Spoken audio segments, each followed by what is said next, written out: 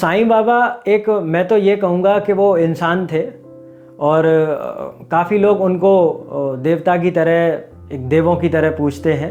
वहीं पर मुस्लिम की बात करें तो मुस्लिम भी उनको कहीं ना कहीं मानते हैं और हिंदू धर्म में भी उनको पूजनीय माना जाता है। और उनके काम भी काफ़ी अच्छे थे, सोशल सर्विसेज उन्होंने करी और हिंदू और मुस्लिम में भाईचारा, इसके साथ साथ मैं कहूँगा कि मुस्लिम कम्युनिटी के लिए भी उन्होंने बहुत कुछ किया और हिंदू कम्युनिटी के लिए बहुत कुछ किया। इंसानियत को वो ये चीज़ समझा कर गए कि जो जातिवाद है उसको ख़त्म किया जाए और जो कहीं ना कहीं जो रिलीजन में हम लोग भेदभाव करते हैं वो भी कहीं ना कहीं ख़त्म होना चाहिए। और लेकिन अगर मैं कहूँ उनके काम, तो उनके काम देश के लिए, इस पूरे विश्व के लिए काफ़ी अच्छे रहे हैं और उनका कंट्रीब्यूशन बहुत रहा है। ऐसा माना जाता है सिडनी में जब साईं बाबा पहुँचे थे तो उनकी आदत क्या थी कि नीम के पेड़ के नीचे बैठ जाते थे।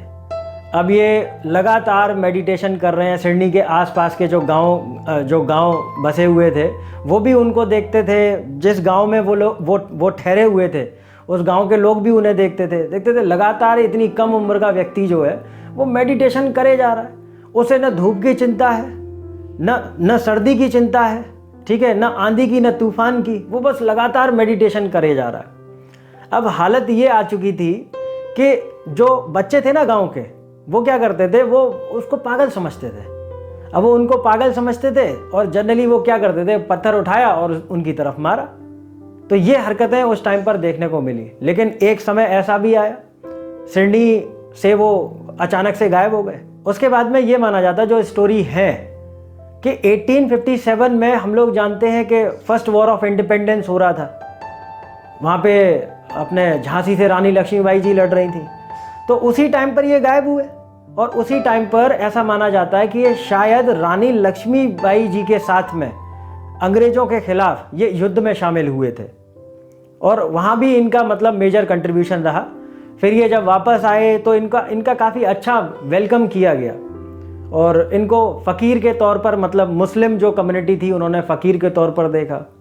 हिंदुओं में उन लोगों ने बिल्कुल एक संत महात्मा के तौर पर देखा और धीरे धीरे इनकी पॉपुलैरिटी बढ़ती गई। हालांकि इनके जो काम थे वो सोसाइटी के लिए काफ़ी अच्छे रहे। क्योंकि मैं उन्हें एक इंसान की कैटेगरी में क्यों डाल रहा हूँ, इसके पीछे बहुत सारे रीजंस हैं। अगर मैं उस टाइम की बात करूँ तो इनका जन्म लगभग 1838 के आसपास कंसिडर किया जाता है। हालांकि इसकी कोई पुष्टि नहीं है और क्योंकि डेट जो है वो थोड़ा सा आगे पीछे हो सकती है। वहीं पर अगर हम लोग देखें तो उस टाइम पर या उनसे पहले काफ़ी सारे सोशल रिफॉर्मर्स भी जन्मे थे, जैसे कि ईश्वर चंद्र विद्यासागर, स्वामी दयानंद सरस्वती, राजा राम मोहन रॉय इनसे पहले के थे। और वहीं ज्योतिबा फूले, ये इनसे पहले के थे। वहीं पर अगर ये अपने जो महात्मा गांधी रहे वो इनसे महज 30-31 साल छोटे रहे होंगे। और स्वामी विवेकानंद, जिन्होंने पूरे विश्व में भारत का डंका बजाया, तो आप देखोगे कि स्वामी विवेकानंद जी भी कम से कम इनसे 25 साल छोटे थे। तो ये अगर मैं कहूँ तो ये उसी टाइम के हैं जब इंडिया में सोशल रिफॉर्मर्स जो थे वो कहीं ना कहीं अपना कंट्रीब्यूशन कर रहे थे सोसाइटी को चेंज करने के लिए, रिफॉर्म करने के लिए।